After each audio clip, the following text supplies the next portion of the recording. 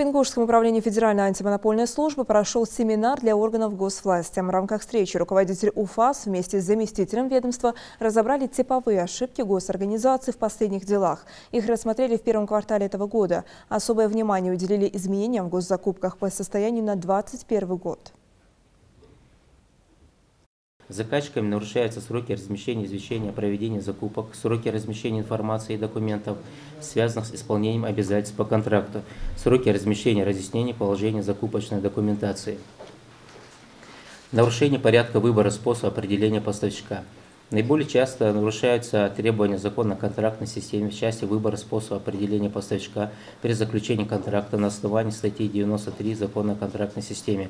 Нарушения могут выражаться в неправильном применении статьи 93, то есть заказчиком неправильно истолкованы положения закона о контрактной системе в части его применения статьи 93 и заключен контракт с единственным поставщиком, в то время как следовало осуществить закупку конкурентным способом определения поставщика.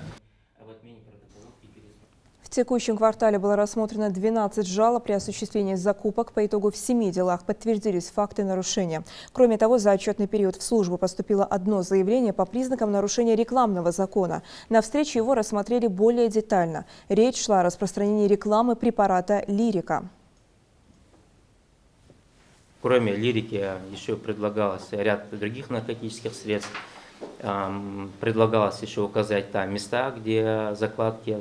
А также там же в этой же рекламе написано, что они принимают всех на работу, всех закладчиков, которые к ним придут, и там большие суммы денег за это предлагалось. Мы взяли, оформили это как нарушение у себя, направили материал в Росздравнадзор, Росздравнадзор далее Роскомнадзор, да.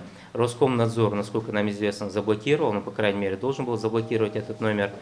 Мы по своей части узнали, кому принадлежит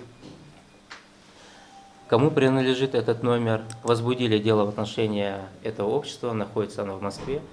На связи оно не вышло, но как бы нарушение есть у них, и штраф будет для них от 300 до 700 тысяч рублей.